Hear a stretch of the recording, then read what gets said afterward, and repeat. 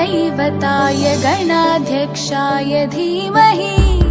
गुणशरीराय गुणमण्डिताय गुणेशानाय धीमहि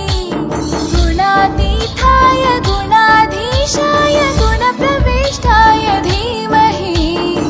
एकदन्ताय वक्रतुण्डाय गौरीतनयाय धीमहि गजेशानाय भालचन्द्राय श्रीगणेशाय धीमहि एकदन्ताय वक्रतुण्डाय गौरीतनयाय धीमहि गजेशानाय भालचन्द्राय श्रीगणेशाय धीमहि।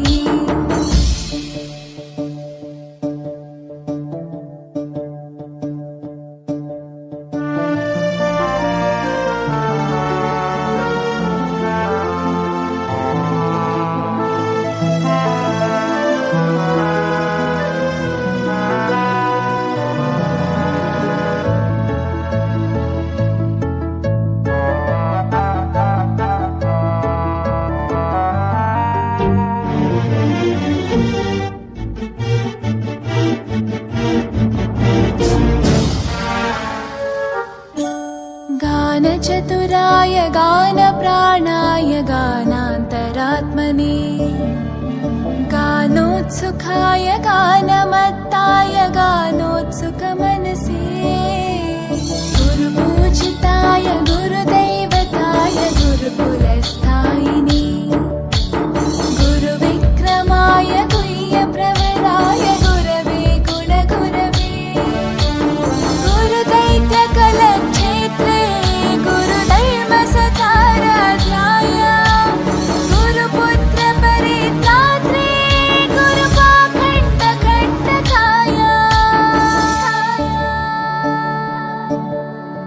गीतसाराय गीततत्त्वाय गीतगोत्राय धीमहि गूढगुल्फाय गन्धमत्ताय गोजयप्रदाय धीमहि गुणातीताय गुणाधीशाय गुणप्रविष्टाय धीमहि एकदन्ताय वक्रतुण्डाय गौरीतनयाय धीमहि गजेशानाय भालचन्द्राय श्रीगणेशाय धीमहि एकदन्ताय वक्रतुण्डाय गौरीतनयाय धीमहि गजेशानाय भालचन्द्राय श्रीगणेशाय धीमहि।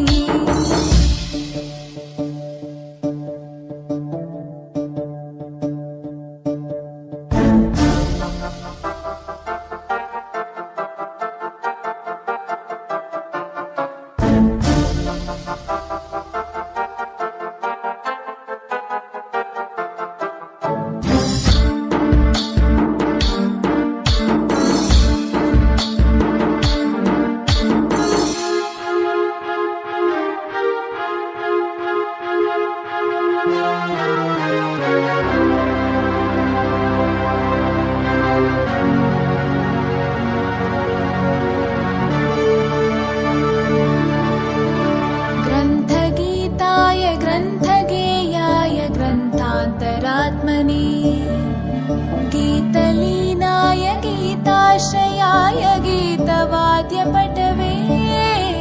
ध्येयचरिताय गायगवराय गन्धर्वप्रियकृपे गायकाधीनविग्रहाय गङ्गाजलप्रणयवते गौरीस्तनन्दनाय गौरीहृदयनन्दनाय गौरभानुसुताय गौरीगणेश्वराय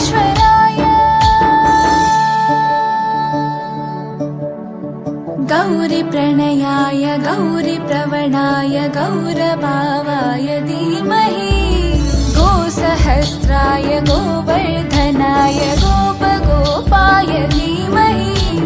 गुणातीताय गुणाधीशाय गुणप्रविष्टाय धीमहि एकदन्ताय वक्रतुण्डाय गौरीतनयाय धीमहि गजेशानाय भालचन्द्राय श्रीगणेशाय धीमहि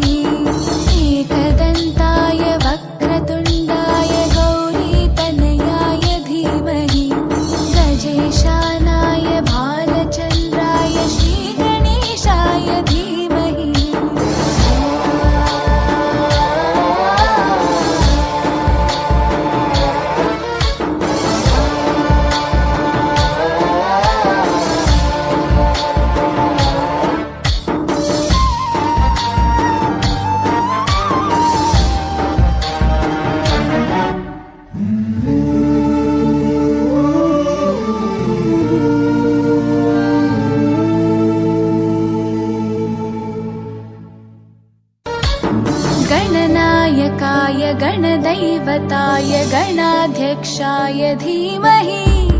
गुणशरीराय गुणमण्डिताय गुणेशानाय धीमहि गुणातीताय गुणाधीशाय गुणप्रविष्टाय धीमहि एकदन्ताय वक्रतुण्डाय गौरीतनयाय धीमहि गजेशानाय भालचन्द्राय श्रीगणेशाय